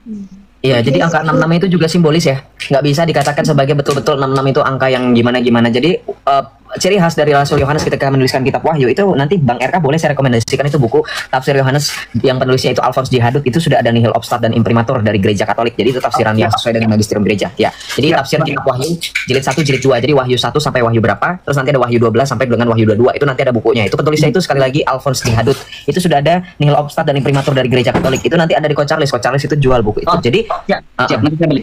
Jadi saya hanya memberikan penjelasan ini aja ya teman-teman. Rasul Yohanes menuliskan kitab Wahyu Patmos itu berisi simbolis. Jadi bukan makna secara harfiah. Muncul dari laut. Nah, kita kan berpikiran bahwa hewan-hewan buas itu mungkin kalau teman-teman cocokologinya dengan adanya wah itu apa penemuan katanya ada dinosaurus atau ada kepiting raksasa, bukan. Ingat, ketika Rasul Yohanes menuliskan pada saat pengasingan di Pulau Patmos, itu di tengah-tengah pulau itu sering lewat kapal-kapal besar. Jadi ketika Rasul Yohanes menulis, itu adalah simbolis dari kapal yang muncul, yang berseliweran di tengah-tengah laut. Nah itu contohnya, saya ambil contoh gitu. Jadi tidak hanya angka 66 ini aja, 66 ini juga betul kata Bang RK, penafsirannya itu bukan sesimpel itu. Makanya saya bilang, kitab Wahyu ini adalah salah satu kitab yang paling sulit untuk dipahami secara mentah-mentah. Gitu. Silakan lanjut. Itu Bang Era ya. Ya. Ya, makasih banyak karena sering ada perdebatan di antara kita sesama orang Kristen juga. Saya tidak mau memperdalam itu lebih lanjut. Ya. Jadi makasih banyak. Ya, shalom. Karena gini ya, saya dulu kuliah, saya menguasai eskatologi, jujur. Tapi secara Protestan, ya, saya belum belajar secara Katolik lebih dalam tentang eskatologi. Saya belum belajar lebih dalam. Ya, kalau saya mau menjelaskan lebih dalam, saya takut salah-salah. Ya, karena Katolik itu ada magisteriumnya. Saya tidak mau sembarang-sembarang. Ya, seperti itu ya. Makanya saya kadang tahan kalau bicara ada hal yang harus saya tahan, ada hal yang tidak. Karena memang ada hal yang perlu saya pelajari juga. Ya, seperti itu. Begitu Bang Yosef. Kalau saya mau menjelaskan secara betul Bang RK. Saya sangat menghargai, kita juga harus seperti itu. Jadi kalau memang ada yang kita tidak tahu, lebih baik kita diam, lebih baik kita benar-benar jujur tidak tahu daripada kita menyampaikan tapi salah. Itu nggak boleh. Gereja Katolik juga gitu. Mengajarkan bahwa bukan berarti kita nggak boleh baca kitab suci, maksudnya jangan menjelaskan sesuatu yang Anda tidak tahu. Lebih baik Anda bilang Anda tidak tahu dan Anda jujur bahwa Anda masih mempelajari. Saya juga suka gitu kok Bang RK, nggak apa-apa, wajar. Kalau dulu kuliah saya khatam itu saya SKS saya nilainya bagus itu eskatologi. Seperti itu. Mana nih? Halo Zal, Islam Kristen. Halo, selamat malam. Teman-teman di bawah kencangkan tap-tap layarnya teman-teman ya, kencangkan tap-tap layarnya. Ya, Islam Kristen Zal. Zal 1, Zal 2, Zal 3. Zal, kau suara mana? Nanti dulu gak keluar. Mau tanya. Ya, kau Islam atau Kristen? Turun kau. Ditanya apa, jawab apa. Ya, 2,7K kita fokus untuk tap-tap layar ya, tap-tap layar. Kita fokus dulu Islam yang mau naik ini. Ada Islam yang mau naik ya? Jangan ini dulu ya, kita fokus Islam dulu ya. Kasih. Ya, kita kencangkan tap-tap layar. Bagi yang baru bergabung jangan lupa love orange-nya. Teman-teman share di bawah ya. 1 orang 2 kali share atau 3 kali share. Kita kencangkan tap-tap layarnya, bisa 1M teman-teman. Kencangkan tap-tap layarnya. 1 orang 2 kali share dan 3 kali share teman-teman. Thank you. Mana ini? Aduh. Islam naik Islam. Aduh. Kak Eko, Bang Eko terima kasih ya. Udah lama Bang Eko di sini ya. Dari sejak awal saya. Halo. Aduh, ini orang turun. Kencangan, thank you kencangkan tetap layar ya. Ustadz lulusannya aman kagak ada lagi Bang di bawah. Kagak ada lagi Ustadz. Oh, Onong Marno. Ustadz lulusannya aman itu hilang deh. Balik lagi ke aman kayaknya Bang Eka kuliah lagi deh. Kuliah lagi dia. ambil gelar doktornya. Iya. Selamat pagi, Bang RK. Ya, Pak Ustadz bisa buka kameranya, Pak Ustadz. Buka kameranya, Pak Ustadz. Mic-nya dibuka, mic-nya Pak Ustadz. Mic-nya dibuka, terus kameranya dibuka, Pak Ustadz. Oke. Terus mic-nya Ya. dibuka. Oke, mantap Pak Ustadz. Bang Pak Ustadz, RK, kameranya selamat jangan malam. jatuh, Pak Ustadz. Gimana? Ya, ada buka di situ, Pak Ustadz. Ada HP lain? Nggak ada. Kok doubling ya? Oh, suaranya nggak enak. Ada HP yang lain. Iya, matikan HP itu. Oh ya, udah mati. Oke. Masih doubling. Jelas. Atau jangan pakai apa nih? Pak Ustadz, matikan dulu HP yang lainnya, dimatikan. Oke, udah. Sekarang sudah. Oke, sudah, mantap. Iya. Oke, silakan Pak Ustadz, ada yang mau ditanyakan? Selamat malam. Iya, Lagi ngecas, Pak sama-sama. Pak Ustadz lagi ngecas. Disambut barusan. Oke, waalaikum. Ya, silakan Pak Ustadz. Ya, yang saya tanyakan, kenapa ada istilah bapak, ada istilah anak? Oke, terima kasih banyak. Saya akan jawab, Ustadz ya. Saya buka datanya. Saya bisa jawab, tapi saya harus buka datanya, Pak Ustadz ya. Iya. Terus Sang Firman. Oke, wait. Aduh, makasih. Thank you. Ya, saya harus buka datanya. Ya. Yohanes 10. Wait. Oke. Terima kasih. Saya udah ada. Berbicara tentang Bapak ya. Itu Sang Allah itu ya. Berbicara tentang anak, Pak Ustadz ya. Iya. Anak Allah atau putra tunggal Allah ya. Sampai dikatakan bahwa anak Allah itu diutus oleh Bapa. Iya. Ya, kalau saya menjelaskan secara dalam, secara teologis tentang bene hak Elohim dengan bene hak Adam, mungkin Pak Ustadz akan bingung sendiri secara teologis. Ya. Tapi mungkin saya akan menjelaskan agar membuat Pak Ustadz ini bisa mengerti tentang anak Allah itu seperti apa. Jadi berbicara tentang anak Allah, Pak Ustadz, ya, tidak berbicara tentang Allah itu punya istri, lalu dia melahirkan anak. Bukan seperti itu. Ya. Karena kalau berbicara, karena begini Pak Ustadz, di dalam secara sejarah kita perhatikan Pak Ustadz ya, secara sejarah. Ya, Pak Ustadz ya. Secara sejarah Pak Ustadz, di zaman jahiliyah itu Pak Ustadz ya. Ya. Di zaman jahiliyah itu adalah, Pak Ustadz perhatikan dulu. Saya jelaskan ini Pak Ustadz, aduh malah ngopi pula ya Allah.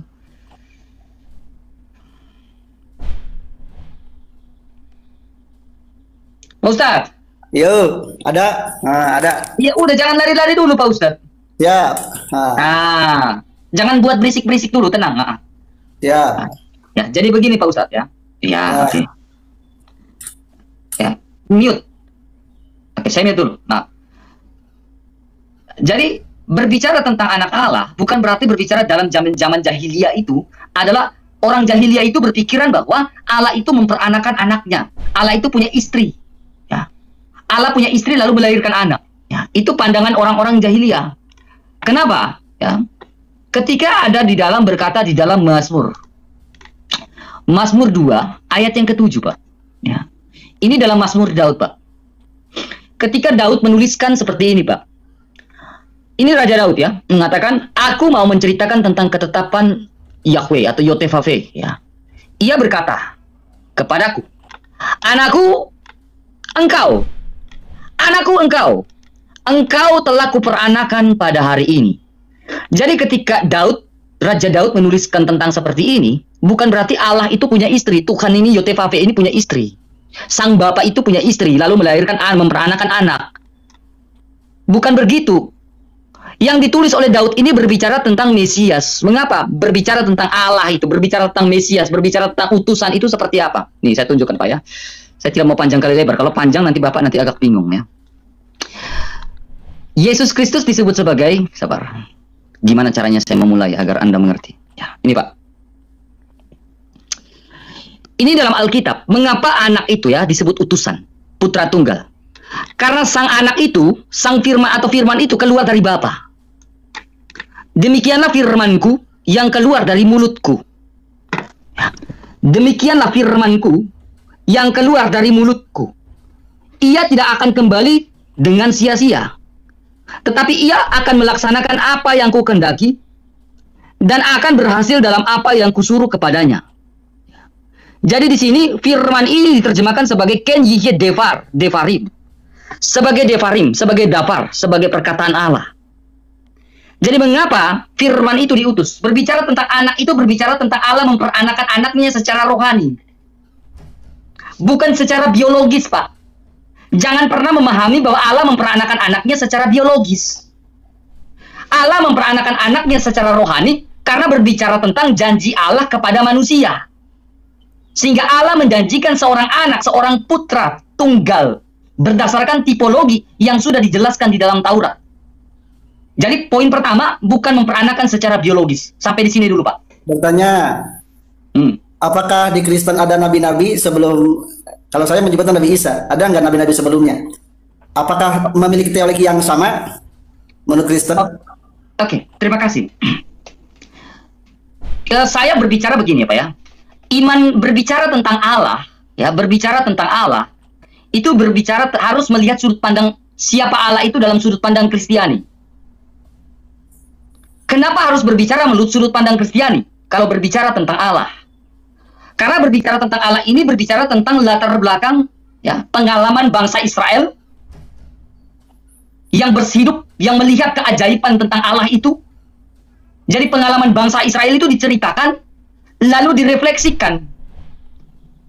Kita bisa tahu siapa Allah berdasarkan pengalaman bangsa Israel dengan Allah. Kemudian, sabar dulu, Pak. Kemudian, berbicara tentang pengalaman bangsa Israel. Kita lihat saja satu tokoh besar, yaitu Nabi Musa. Ya, Nabi Musa. Nabi Musa berbicara tentang siapa Allah itu. Ya, ini ayat andalan saya. Kenapa saya katakan ini ayat andalan saya? Karena Nabi Musa berbicara tentang siapa Allah itu di dalam kitab Kejadian. Nih, Pak. Ini kitabnya Nabi Musa, Pak ya. Di dalam kitab Kejadian 14, ayat yang ke-18. Seorang imam Melkisedek membawa roti dan anggur. Jadi di dalam perjanjian lama itu sudah ada yang namanya Ekaristi, Pak. Tetapi berbicara tentang Ekaristi di dalam perjanjian lama itu mereka mengangkat roti lalu mereka mengatakan, inilah lambang sengsara, inilah roti sengsara yang dimakan oleh nenek moyangmu. Jadi Nabi Musa menuliskan roti itu adalah berbicara tentang sesuatu yang akan datang, roti dan anggur itu. Di dalam perjanjian baru, kita melihat pengalaman Yesus Kristus dan juga para muridnya. Jadi berbicara iman Kristiani itu pengalaman bangsa Israel menggambarkan siapa Allah. Kemudian pengalaman Yesus Kristus dengan murid-muridnya. Murid-muridnya mengatakan bahwa, dalam Yesus Kristus mengatakan, inilah roti tubuhku yang dikurbankan bagimu. Inilah anggur, darah perjanjian baru yang kekal yang dikurbankan bagimu. Dan bagi semua orang demi pengampunan dosa. Jadi kalau berbicara tentang nabi-nabi terdahulu, apakah menggambarkan tentang sesuatu? Yes. Contohnya Nabi Musa menggambarkan pengalamannya dengan Allah di dalam roti dan anggur itu. Apakah Musa beriman kepada Kristus, Yesus? Yes. Karena dia menggambarkan Allah itu di dalam sebuah roti dan anggur itu. Karena dalam perjanjian lama sudah ada roti dan anggur.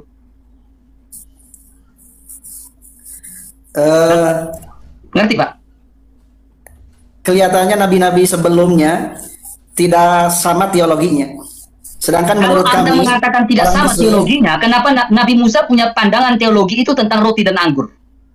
Oke, kita yang namanya teologi itu tidak pernah berubah semenjak Nabi Adam sampai akhirnya. Sekarang kita berbicara tentang teologi Nabi Adam. Ya, kita berbicara tentang teologi Nabi Adam. Saya mengajak Anda untuk berteologi Nabi Adam, ya. Anda bilang nabi kan? Kami bilang bukan nabi, ya. Nah, Bapak, ini buku di dalam Kisah Para Nabi Ibnu Katsir. Ya. Oke. Di dalam Ibnu Katsir ini, Pak, saya mengajak Bapak untuk melihat, ya, kita bicara teologi, Pak, ya. Saya harap Bapak mengerti, ya. Ya. Saya mengajak Bapak untuk berteologi karena saya suka berteologi, Pak. Nih, Pak, perhatikan baik-baik. Ini di dalam, Pak, perhatikan baik-baik. Surah Al-A'raf ayat 26, Pak. Oke? Bang, nah, kalau mau buka Al-Quran... Bapak dengar dulu, Bapak perhatikan dulu, dengar baik-baik, Pak. Ya, ya. Wahai anak cucu Adam, ini Bapak bilang Adam, kan? Ya. Oke. Sungguh kami, Allah ya kami ya, telah turunkan kamu pakaian untuk menutupi auratmu dan bulu sebagai bahan pakaian yang menghiasi diri. Dikatakan pakaian takwah. Oke? Ya. Nah, sekarang saya mengajak Bapak untuk berteologi. Apa yang dimaksudkan pakaian takwa di dalam surah Al-A'raf ayat yang ke-26? Apa yang dikenakan oleh Adam? Pakaian apa yang dikenakan oleh Adam dalam surah Al-A'raf ayat 26? Silakan. Kita berteologi, Pak. Walibasu taqwa khairul lakum, maksudnya itu? Ya, saya tanya pakaian apa yang dikenakan oleh Adam? Ya. Kan dikatakan pakaian takwa nih, Pak. Oke? Coba lihat-lihat tek Arabnya lihat. Nggak kelihatan ya? Nggak kelihatan. Ya, coba. Ulangi dari atas. Ya Bani Adam, lanjut. Qad anzalna, ya lanjut. Alaikum libasa yuwari sawatikum warisa. Ini menggambarkan bahwa salah satu nugrah Allah itu Allah menurunkan pakaian, juga pakaian-pakaian dari bulu, termasuk wol. Oke, kira-kira pakaian apa yang dikenakan oleh Adam? Kalau pakaiannya secara pasti, begitu Nabi Adam turun dari surga, beliau ditutupi dengan kain, dengan daun-daun dari surga. Tafsir apa yang Anda pakai? Itu tafsir Ibnu Katsir. Ibnu Katsir tidak pernah mengatakan seperti itu. Tapi sebetulnya sabar Pak. Ya. Di dalam Alkitab mengatakan ketika Adam jatuh ke dalam dosa, Adam berusaha untuk mengembalikan kemuliaannya dengan memakai pakaian dari daun ponara, namanya kagorot dalam bahasa Ibrani. Ya, tetapi Bapak lihat ini Ibnu Katsir. Oke, Ya. saya mengajak Bapak untuk berteologi. Sebetulnya kalau yang kayak gitu bukan teologi, itu sejarah. Bapak ngajak saya berteologi, ayo. Sekarang saya ngajak Bapak untuk berteologi, jangan lari dari teologi, Pak. Itu bukan teologi, namanya sejarah. Saya ngajak Bapak untuk berteologi sekarang. Adapun pakaian yang dikenakan oleh Adam dan Hawa untuk pertama kalinya ketika turun ke dunia berasal dari apa, Pak? Itu apa di sana? Bulu domba. Ya, bulu domba. Oke, sekarang pertanyaan saya, kenapa harus bulu domba? Kenapa harus domba? Berarti Adam bertakwa kepada domba. Adam kepada pakaian domba, sepakat? Tidak. Itu tidak ada kolerasinya antara takwa dengan Oke, pakaian sekarang domba. saya tanyakan, apa makna dari domba yang ditulis oleh Ibnu Katsir? Itu hanya sebatas sejarah. Saya tanya, apa yang sekarang Anda mengatakan sebatas sejarah? Tadi Anda mengatakan teologi. Pertanyaan saya, apa makna dari domba yang dimaksudkan dalam Ibnu Katsir itu? Ya mungkin saja itu kalau memang pakaian dalam sejarah pakaiannya dari Anda mengerti satu ayat nggak? Anda mengerti satu ayat nggak? sangkut pautnya dengan masalah ketakwaan. Anda bilang tidak ada sangkut paut dengan ketakwaan, sementara di dalam surah Al-A'raf berbicara tentang ketakwaan. Al-A'raf ayat 26 sampai 31 itu berbicara tentang ketakwaan. Kenapa Anda mengatakan tidak ada sangkut pautan dengan ketakwaan? Sementara Maksudnya ayat 26 mengatakan berbicara tentang ketakwaan. Tapi lebih nugraha lagi adalah ketakwaannya. Nah, dikarenakan pertanyaan saya, pakaian itu menggambarkan apa, jika Pak? tidak ada takwaannya, maka tidak ada nilai pakaian tersebut. Oke, pertanyaan saya, nilai dan gambaran tentang domba itu apa, Pak? Sebetulnya tidak bisa ditafsirkan dengan tafsir meluas. Saya tanya kenapa harus domba? Di dalam perjanjian lama kenapa harus domba? Memang sampai sekarang pun wol itu kain dari bahan domba itu bagus. Iya, bagus. Ya, saya tanya kenapa Allah harus bilang harus domba? Menginformasikan dalam Al-Quran bahwa emang domba itu memiliki bahan yang layak untuk dipakai oleh manusia, yaitu berbentuk kain wol dan sebagainya. Oke, yang layak. Domba itu layak. Sepakat? Sepakat. Kulit domba itu layak. Banyak sudah manfaatnya. Layak, memang sudah layak dan sepantasnya. Oke, itu layak. Zaman dulu kadang-kadang kulit dipakai tempat sholat sejadah, kulit dipakai sandal, kulit dipakai pakaian. Dengar baik-baik, Pak. Makanya saya bilang, kalau berbicara teologi dengan orang Kristen, Pak, ya, itu hati-hati. Karena kami memahami makna dari domba itu. Yohanes itu adalah ayahnya seorang imam. Mereka itu penganut monoteisme. Yohanes mengatakan apa? Pada keesokan harinya, Yohanes melihat Yesus datang kepadanya dan berkata, lihatlah, inilah anak domba. Anak apa, Pak? Anak domba atau anak kambing?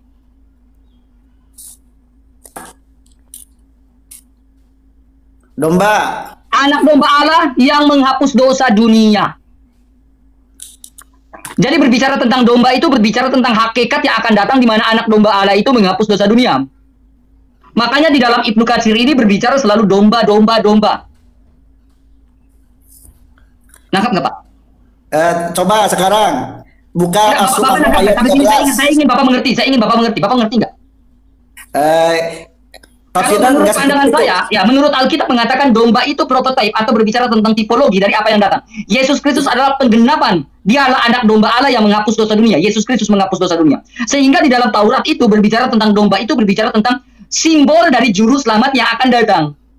Saya lagi berteologi dengan Anda ini. Oke? Nah, sekarang pertanyaan saya, menurut Islam, domba itu menggambarkan apa? Itu mana yang barusan dalam kitab tafsir Ibnu Katsir tidak bisa diartikan dengan pemahaman takwil, pemahaman-pemahaman yang tidak ada sumber dasarnya. Makanya saya bilang Bapak, Anda beriman kepada Taurat, berarti Anda harus belajar, Anda harus membaca Taurat itu dengan baik dan benar, sehingga Anda tahu makna dan simbol dari domba itu adalah menggambarkan juru selamat yang akan datang. Anak domba Allah yang menghapus dosa dunia. Kekristenan sudah selesai sebenarnya Pak. Tidak bilang wallahu alam. Nggak ada Kristen kayak gitu lagi. Nggak tahu kenapa, apa maknanya, apa simbolnya. Nggak ada. Kristen udah clear. Teologi yang dikembangkan Kristen itu mungkin nggak ada tambahnya. Ini sudah teologi dan tadi kita berbicara ada teologi. Tuhan Bapa, ada Tuhan Anak. Apakah Kita nanti ada Tuhan selesaikan dulu yang ini Pak. Selesaikan dulu yang domba ini Bapak mengerti atau tidak? Itu tidak ada korelasinya dengan teologi, itu tidak ada. Nah kalau Bapak mengatakan tidak ada korelasi, bagaimana Anda memandang domba itu secara teologis menurut Islam? Hanya sebagai fakta-fakta informasi dari Allah bahwa dalam domba itu terdapat hal-hal yang penting dalam kehidupan manusia. Hal-hal yang penting dan hakikat dari hal-hal yang penting itu adalah Yesus Kristus sebagai anak domba Allah yang dalam ayat tersebut barusan adalah berkaitan tentang pakaian. Nah, Bapak sebagai hal-hal yang penting itu menggambarkan sesuatu yang akan datang, yaitu Yesus Kristus sebagai anak domba Allah yang menghapus dosa dunia. Nah, itu namanya pemaksaan penafsiran. Harus kau imani. Pemaksaan itu yang penafsiran. dimaksudkan, Pak. Jadi begini, sebetulnya saya pun iman kepada Yesus, tapi Yesus hanya sebatas nabi. Oke, silakan Bang Yosef, mainkan dia. Dan dalam kitab Injil asli pun itu sudah diinformasikan akan ada nabi akhir zaman. Injil asli. Kebanyakan ngomong Pak. Tadi yang lulusan Yaman aja saya tanya aja kabur Pak. Apalagi Bapak, saya nggak tahu nih. Saya tanya dulu background Bapak. Tadi Ustadz lulusan Yaman, sekarang Bapak lulusan mana Pak? Ya lulusan cuma S1. S1 di mana? Universitas mana? Sopa. Tasikmalaya. Kasih tahu yang belum tahu. Jurusan ilmu usuluddin. Ilmu usuluddin. Good. Kenapa nggak furu? Kenapa nggak furu? Ya lebih pendalaman teologi supaya lebih kuat fondasi. Oke, good. Berarti dalam Islam teologi itu disebut dengan usuluddin. Oke, Anda jangan pakai teologi. Teologi itu dalam bahasa Yunani theos dan logos, ilmu tentang Allah. Anda dari tadi masalah teologi saya perhatikan itu mencari akibat dari Anda sendiri, pertanyaannya nggak jelas. Oke, kita kembali kepada teologi. Memangnya Islam itu mengenal teologi itu dari sejak kapan? Teologi dalam surat Asy-Syu'ara ayat 13 di sana dicantumkan Asy-Syu'ara ayat 13 bahwa yang diajarkan oleh kepada Nabi Muhammad adalah apa-apa yang telah diajarkan semenjak Nabi Adam. Dalam bidang teologi tidak pernah berubah sampai kepada zaman Nabi Adam. Nah, sampai zaman Nabi Muhammad. Oke, Asy-Syu'ara ayat 13. Iya. Yang bunyinya seperti apa? Syara'alakum minad-dini ma wassa bihi Ibrahim ila akhirih. Artikan, terjemahkan.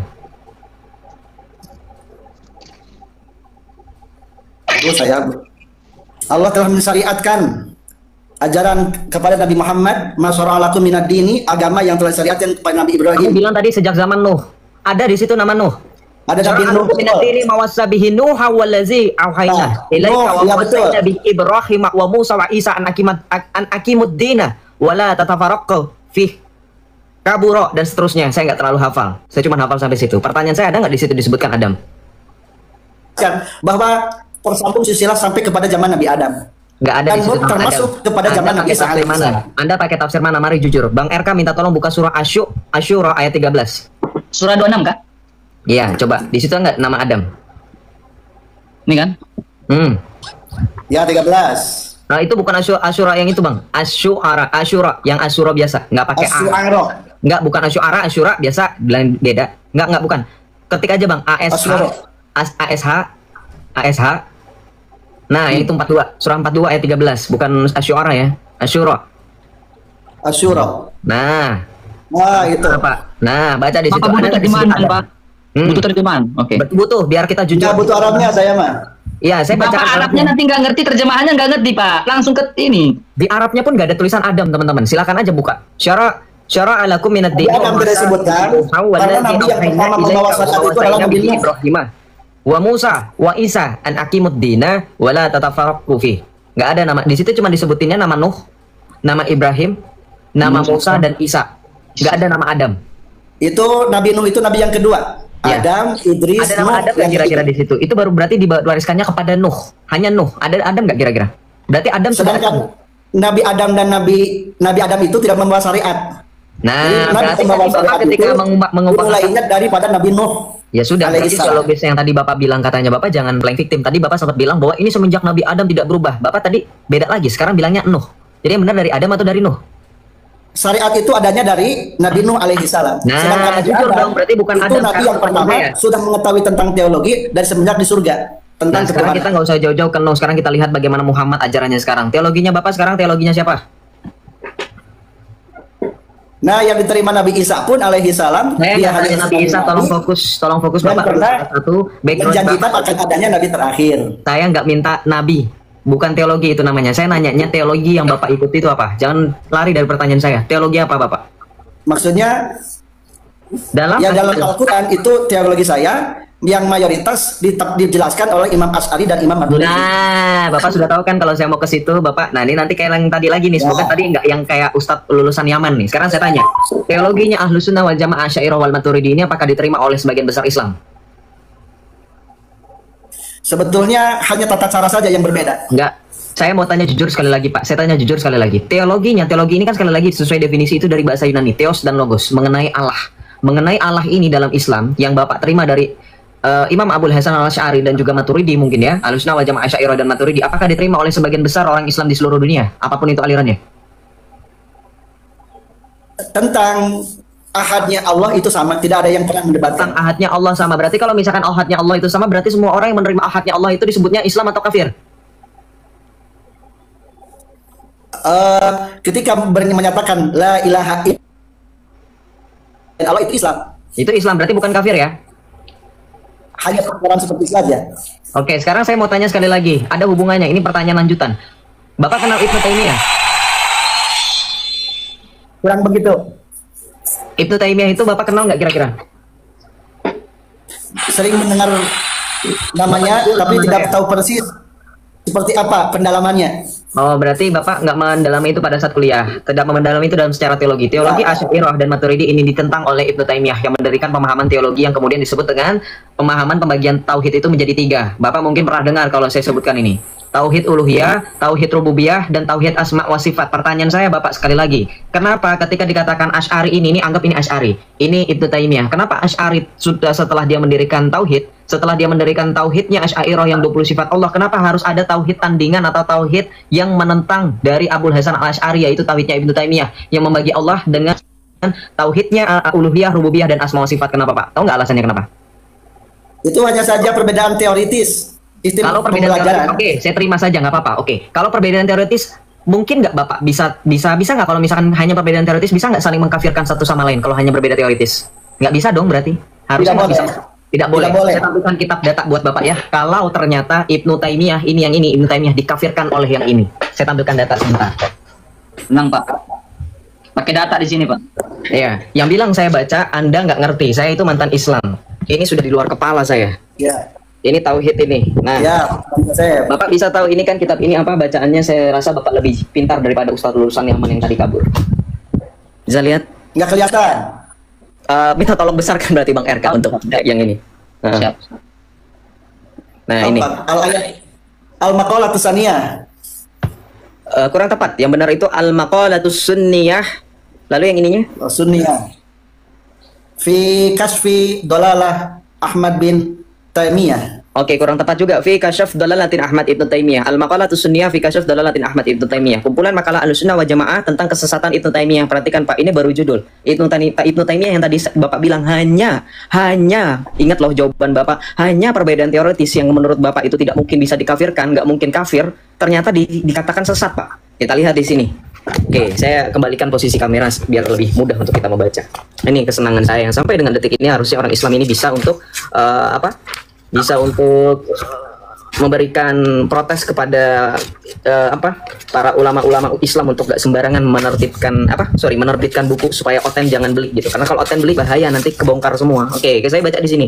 Tadi Bapak bilang Ibnu Taimiyah nggak mungkin kafir karena hanya perbedaan teoritis, tetap memahami Allah yang esa, Allah yang satu, Allah Ahad. Kita perhatikan di sini.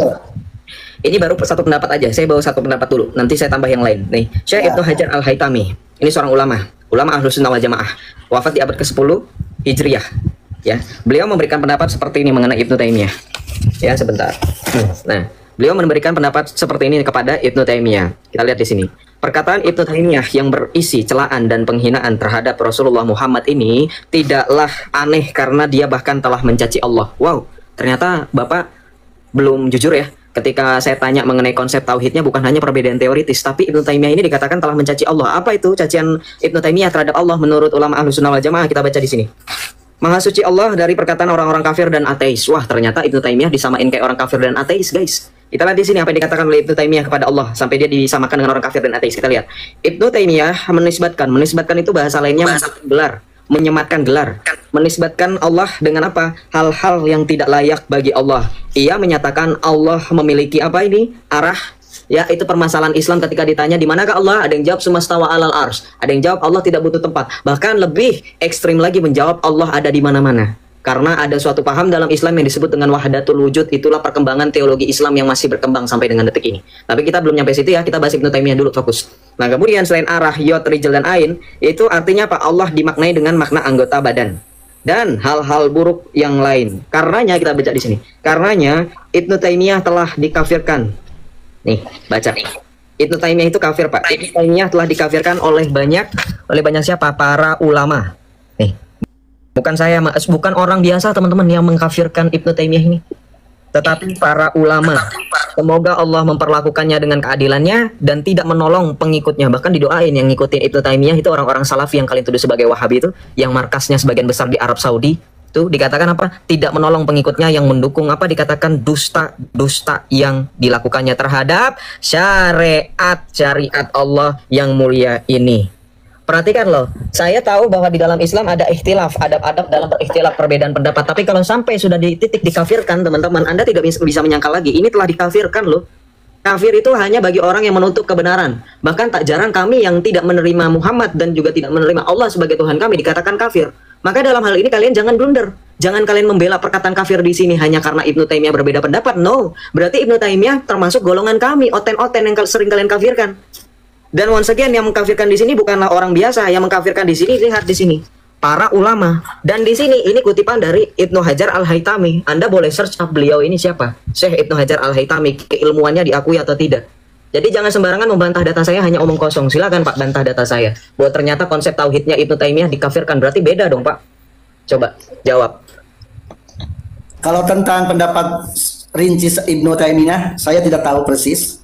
Tapi kalau ada kesalahan mengitikadkan sifat Allah, itu memang dianggap kafir. Nah, berarti tadi ketika Bapak bilang hanya tapi masalahnya tadi Bapak PD menjawab dengan mengatakan oh itu hanya perbedaan teoritis. Ingat gak Bang RK tadi Bapaknya jawab seperti itu, hanya perbedaan teoritis. Dan Bapak bilang tidak mungkin dikafirkan. Saya sudah bantah itu. Berarti sekarang ketika kita menyatakan bahwa tidak ada Tuhan selain Allah, maka di sana harus mencantumkan sifat-sifat Allah. Nah, berarti kurang lengkap ya kan kalau tanpa sifat. Makanya Ibnu Taimiyah dikafirkan. Iya, itu dia. Makanya Ibnu Taimiyah dikafirkan nih. Bapak kalau ikut Ahlus Sunnah wal Jamaah Asy'ariyah kan Bapak berarti ikut NU paling enggak ya? Bapak terima pendapatnya NU. Kalau NU ini juga Ahlus Sunnah wal Jamaah Asy'ariyah. Nih, bisa dibaca di sini, kita baca NU nih. Nah, di sini NU di sini membahas tentang apa? Agenda di balik pembagian 3 macam tauhid ala Ibnu Taimiyah. Kita lihat di sini apa yang dipoinkan di sini. Kita baca poinnya aja ya. Kita baca di sini. Mengklaim bahwa mayoritas manusia bahkan seluruhnya sudah mengakui bahwa Allah adalah satu-satunya pencipta dan pengurus alam semesta. Jadi menurut Ibnu Taimiyah ya kita semua sudah mengakui bahwa Allah satu-satunya pencipta dan pengurus alam semesta. Tetapi masalahnya ketika berbicara dalam konteks Islam di sini dikatakan bahwa Ibnu Taimiyah menuduh bahwa mayoritas ulama ahli kalam dan tasawuf itu sebutan untuk kalian ya BTW, karena di dalam Islam yang disebut dengan ulama ahli kalam itu mereka-mereka ini Pak Onong dan para pengikut Ahlus Sunnah wal Jamaah atau Aswaja. Karena Aswaja ini mengikuti juga terpengaruh filsafat teman-teman, filsafat neoplatonis ya, filsafatnya Heraklius itu ada di Islam juga loh. Nanti kita bahas kalau misalkan bapaknya juga kuat untuk bahas itu. Dan juga tasawuf. Nih, tasawuf ini nanti juga yang akan mempengaruhi adanya pemahaman Nur Muhammad. Tasawuf ini juga disebut juga sebagai kaum sufi. Nih, Ini sebutan bagi orang-orang seperti Pak Onong dan Pak orang Islam kebanyakan. Nah, ini menuduh bahwa mayoritas ulama ahli kalam dan tasawuf, bahkan mayoritas kaum muslimin masih belum bertauhid, baca. Belum bertauhid, masih dalam belum bertauhid. Ini menurut Ibnu Taimiyah. Menurut Ibnu Taimiyah, kalian belum bertauhid. Tauhid itu, kalimat tauhid itu apa sih, Pak? La ilaha illallah, betul nggak? Kalimat tauhid.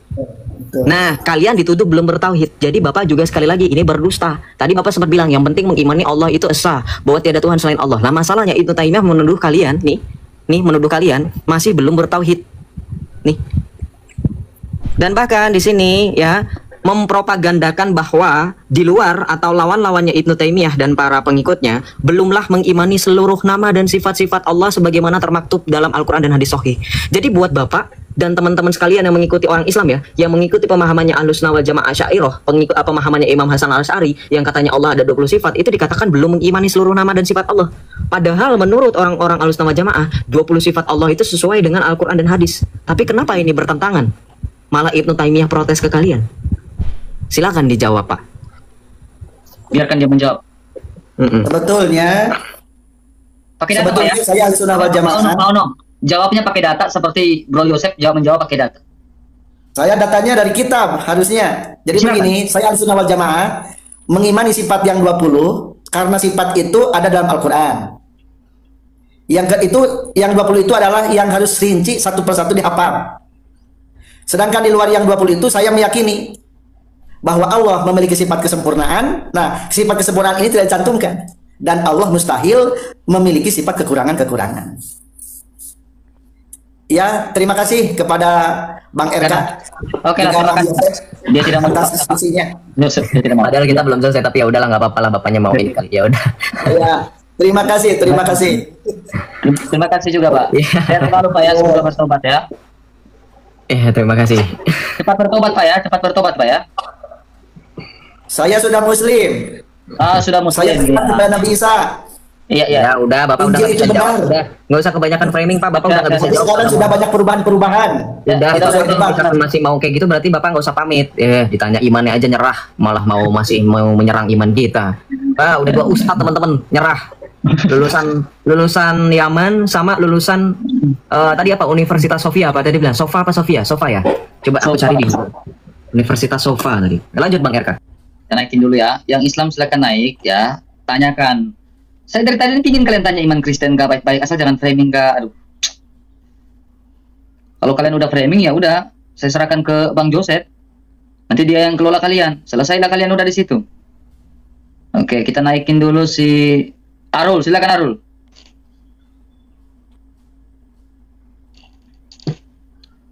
Halo Arul, selamat malam Arul. Teman-teman kita kencangkan tetap layarnya, jangan lupa share-nya teman-teman ya. Halo. Thank you sudah Bang RK. ya.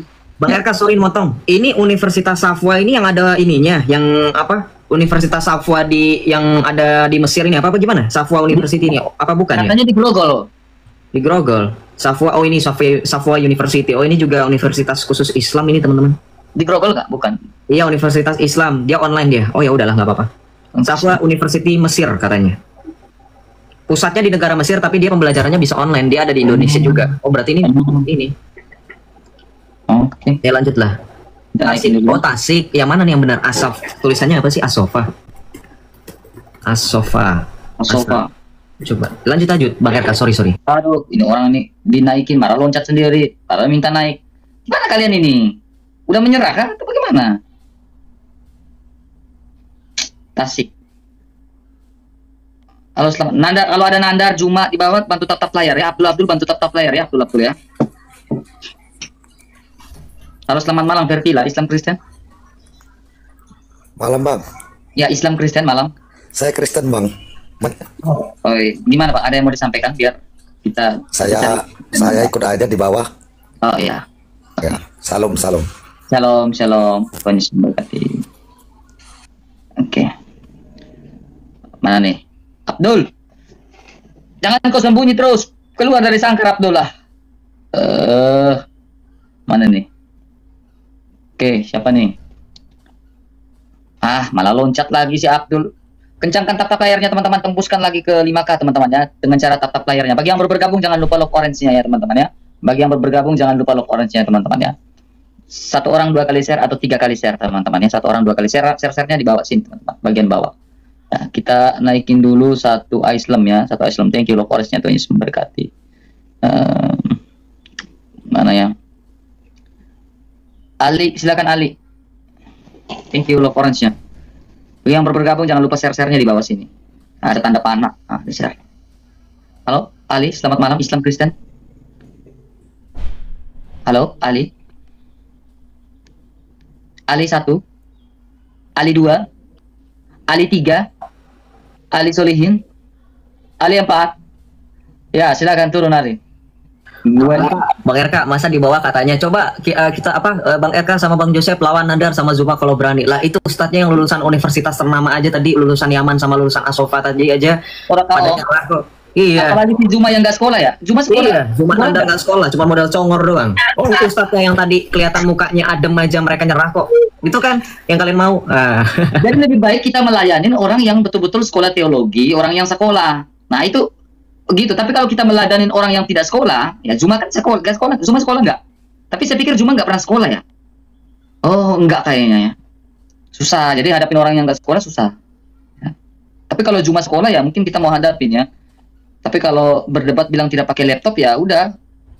Saya debat sama batu itu. Debat tanpa data berarti debat dengan batu. Gak akan bisa debat sama batu.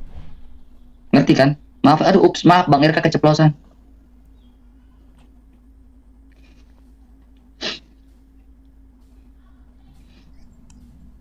Halo, Bos Blasta. Halo, malam Bang Irka. Malam, Bos. Islam Kristen, Bro?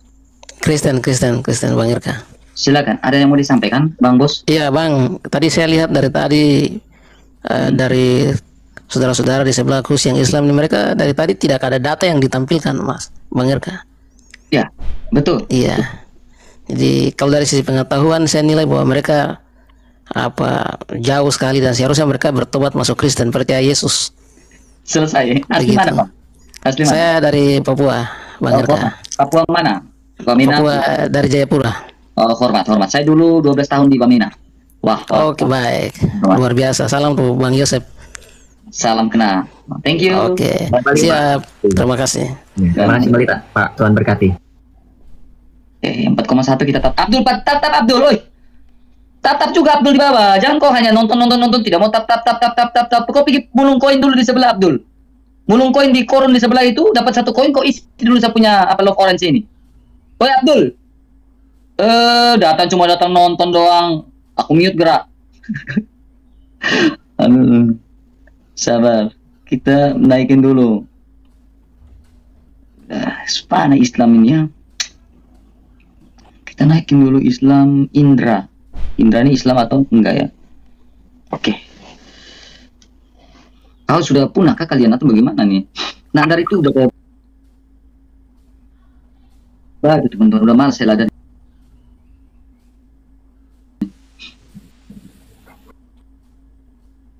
Halo Indra. Indra 1, Indra Mose 2, Indra 3, Indra 4. Kayaknya panggilnya Bu.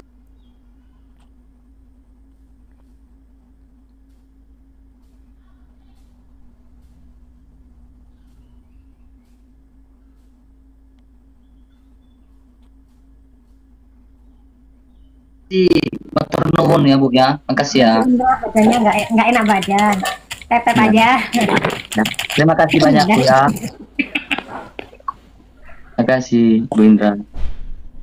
Oke, teman-teman, mana nih aduh Islam nih aduh. Oh ini huruf.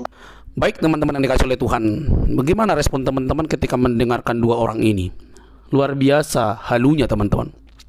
Luar biasa.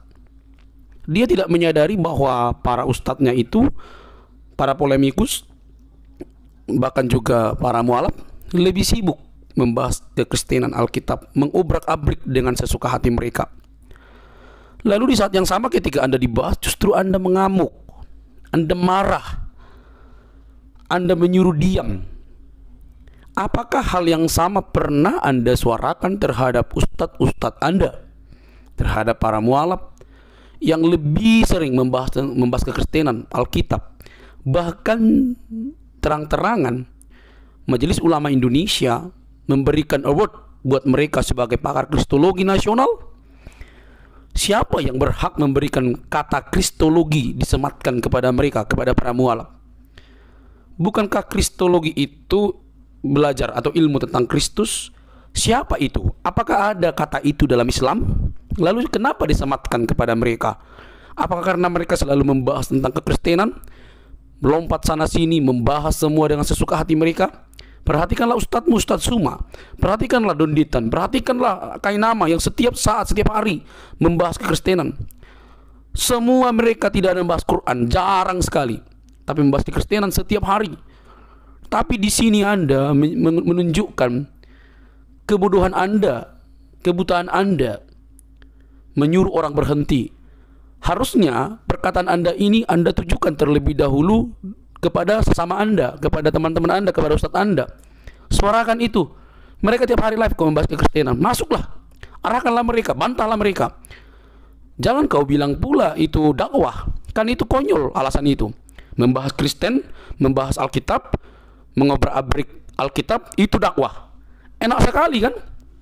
Kalau kita bahas Al-Quran, bahas hadis, bahas Nabi Muhammad dan lain sebagainya, kalian tuduh diam atau kalian tuduh penistaan. Di mana letak kewarasan Anda? Dipertanyakan. Kalau Anda bahas Kristen, oh itu dakwah, membentengi gitu. Di mana Anda selama ini? Kayaknya Anda dari hutan mana gitu, saya nggak tahu. Sehingga internet baru masuk ke tempat atau di depan saudara. Sorry ya, Anda itu begitu buta. Nah, yang kedua ini teman-teman, alasannya juga tidak masuk akal.